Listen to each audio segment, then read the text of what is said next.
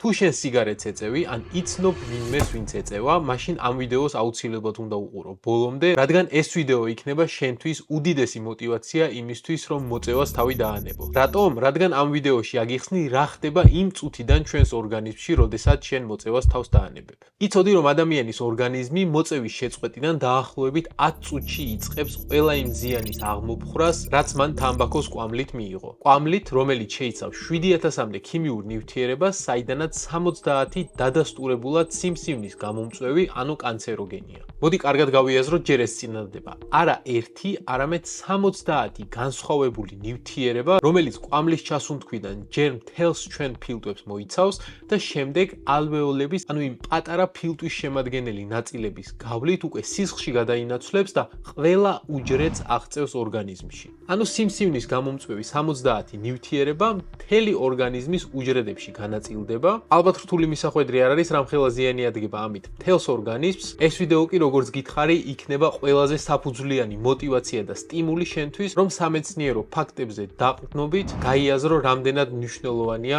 მოწევისთვის და თამბაქოს მოხმარებისთვის თავის დანებება. როდესაც მოწევას თავს დაანებებ, პირველი საათებიდანვე იწყება უკვე საგრძნობი ეფექტი ორგანიზმზე, მცირდება გულისცემის სიხშირე და სისხლში იკლებს მხუთავი აირის რაოდენობა. მხუთავი აირი არის იგივე CO, ანუ ნახშირბადის მონოქსიდი და ეს არის იგივე ნივთიერება, რომლის გამოც ადამიანები იხოცებიან მაგალითად მაშინ, როდესაც გაზის გამათბობელი გაჟონავს. ანუ გაზის ნამწვით მოწამვლას რო ეძახიან, სინამდვილეში ეს არის მხუთავი აირით, ანუ ნახშირბადის მონოქსიდით მოწამვლა, რადგან ეს აირი გამოიყოფა ყოველთვის მაშინ, როდესაც ხდება ნივთიერების არასრული წვა. მაგრამ რატომ არის ეს მხუთავი აირი ესე საშიში? მხუთავი აირი, როგორც ჟანგბადი, უკავშირდება ჩვენს სისხლში ჰემოგლობინის მოლეკულას. ჰემოგლობინი კი არის მოლეკულა, რომელიც მაგალითად ჟანგბადს ანაწილებს მთელს ორგანიზმში. მაგრამ განსხვავებით ჟანგბადისგან, მხუთავი აირი 200-ჯერ და 300-ჯერ უფრო ძლიერად უკავშირდება ჰემოგლობინს, რაც შედეგად გვაძლევს იმას, რომ ჰემოგლობინი ჟანგბადის ნაცვლად გაჯერდება მხუთავი აირით და ჟანგბადი ვეღარ უკავშირდება მას. შესაბამისად, ჩვენ ვსუნთქავთ, ფილტვებში ჩადის ჟანგბადი,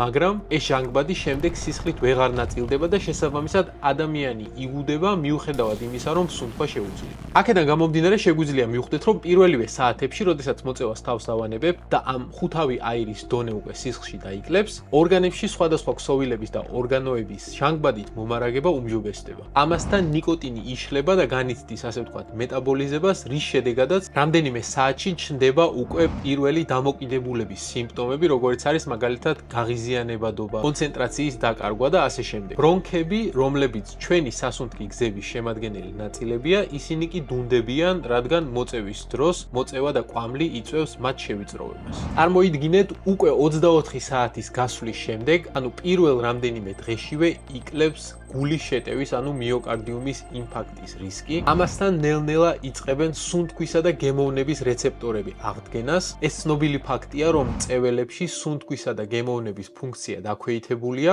რადგან მოწევის დროს ჩასუნთქული კვამლი მოქმედებს როგორც გამაღიზიანებელი და როგორც დამაზიანებელი აგენტი, როგორც გემოვნების რეცეპტორებზე, ასევე სუნთქვის რეცეპტორებზე. ამასთან დამატებით ნიკოტინი ავიწროვებს სისხლძარღვებს და ამ რეცეპტორების სისხლმომარაგებას აუარესებს. და ეს ყველაფერი, რა თქმა უნდა, დღეში მრავალჯერ ხდება, რის შედეგადაც გემოსა და ყნოსვის რეცეპტორები ვერ ასწრებენ უბრალოდ აღდგენას და ისინი ქრონიკულად ზიანს განიცდიან. ახლა კი მოდის ყველაზე რთული ეტაპი 24-დან 72 საათამდე.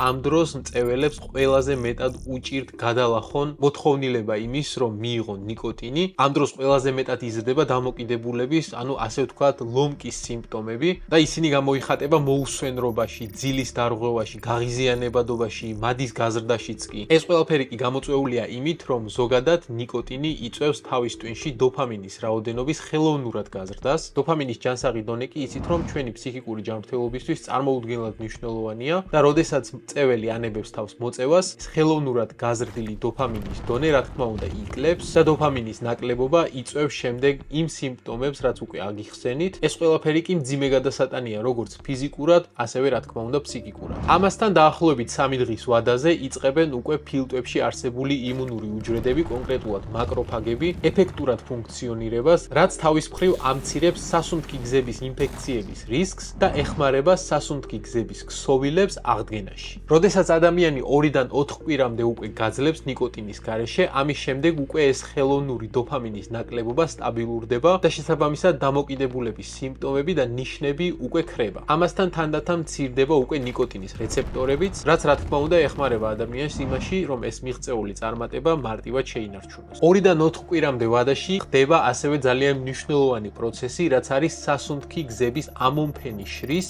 ეპითელის, რომელსაც მოციმციმე ეპითელი ჰქვია, მისი აღდგენა. ამ განახლებითი პროცესების ხარჯზე სასუნთქ გზებში იზრდება ხველა და ხშირად ნახველიც, რაც ამ შემთხვევაში, როგორც გითხარით, რეგენერაციის განახლების და უფრო პოზიტიური პროცესის მანიშნებელია. ეს ამომფენი შრე არის წარმოუდგენლად მნიშვნელოვანი ადამიანის ორგანიზმისთვის, რადგან მოციმციმე უჯრედები მოძრაობენ ერთი მიმართულებით და არ აძლევენ საშუალებას მიკრობებს და ინფექციურ ნაწილაკებს, რომ შეიჭრან ღრმად სასუნთქ გზებში და ლორწოსთან კომბინაციაში ისინი მარტივად მოიშოროს ორგანიზმმა. 1-დან 3 თვემდე უკვე იმდენად იზრდება სუნთქვის ფუნქცია მწეველისთვის, რომ ადამიანისთვის ეს გაუმჯობესებული ფუნქცია უკვე შეგვიძლია გავზომოთ კიდეც. უფრო მეტი ფიზიკური დატვირთვა შეუძლია ადამიანმა აიტანოს და სისწარღვების შიდა შრე, რომელიც მოწევის და ნიკოტინის გავლენის შედეგად ზიანდება, ამ ეტაპზე უკვე იწყებს განახლებას და შესაბამისად უმჯობესდება სხვადასხვა ქსოვილებისა და ორგანოების სისხლით მომარაგება. ამ დროისთვის უკვე სასუნთქი გზების ამომფენი შიდა შრე, რომელზეც უკვე მოგიყევით,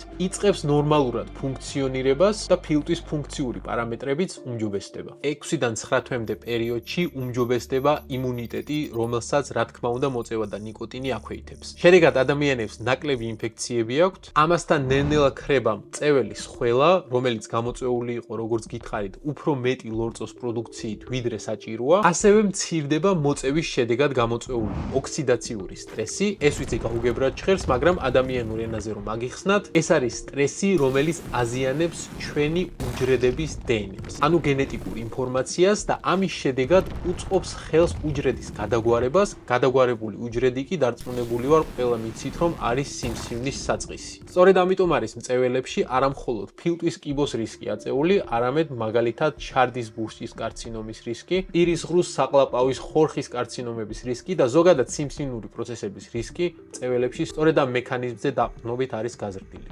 წარმოიდგინეთ 1 წლის შემდეგ გულის ინფარქტის ან გულის შეტევის რისკი ყოფილ მწეველებში 50%-ით მცირდება. ამასთან არტერიული წნევაც სტაბილურდება. რაც შეეხება 2-დან 5 წლამდე, აქ წარმოუდგენელი რამ ხდება, რადგან ინსულტის რისკი, რაც არის იგივე თავის ტვინის ინფარქტი, ანუ თავის ტვინის ქსოვილის მკვდომის რისკი, უტოლდება არამწეველებში ინსულტის რისკს. ანუ წარმოიდგინეთ მწეველი, რომელიც შეძლებს თავი დაანებოს მოწევას 2-დან 5 წლამდე მისი ორგანიზმი იმდენად აქტიურად მუშაობს თავისი ფუნქციების აღდგენაზე, რომ კონკრეტულად ინსულტის რისკი უტოლდება არამწეվել ადამიანებში ინსულტის რისკს. ეს ფაქტობრივად მეორე შანსია მოცემული ადამიანისთვის, რომ იცხოვროს ჯანსაღი და ჯანმრთელი ცხოვრების წესით. ამასთან რა თქმა უნდა, ამ ხელა პერიოდის გასვლის შემდეგ მცირდება ასევე სიმსივნური პროცესების განვითარების რისკი, რომელიც გამოწვეული იყო აქამდე მოწევით და ნიკოტინით. 5-დან 15 წელში კი ფილტვის კიბოს რისკი, რომელიც ყველაზე ხშირი სიმსივნური ფორმაა მწეველებში,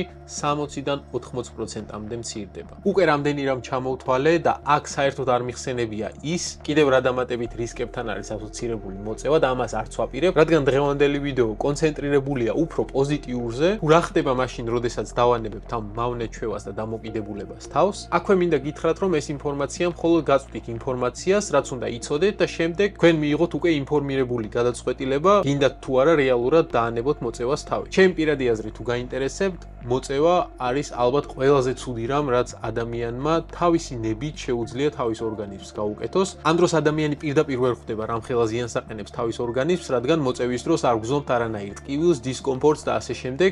ეს პროცესი ხდება ნელ-ნელა და ამასთან ნიკოტინი იწვევს დამოკიდებულებას, რის შედეგადაც მწეველებს უკვე ეკარგებათ იმის აღქმა, რამ ხელა დიდი სტრესის ქვეშ ყავთ თავისი ორგანიზმი და რამ ხელა ზიანს აყენებენ ისინი თითოეულ უჯრედს ორგანიზმში თითოეული ნაბასით. დღევანდელი ვიდეოსთვის სულ ეს იყო მეგობრებო, ვიმედოვნებთ რომ მოგეწონათ დღევანდელი ვიდეო, გამოიწერეთ არხი და დაალაიქეთ ვიდეო, გაუზიარეთ თქვენ მეგობრებს და მათ, ვინც ცდილობს რომ თავი დაანებოს მოწევას. მე კი ვეცდები ყოველ კვირა საინტერესო სამედიცინო ვიდეოებით დაგიბრუნდეთ.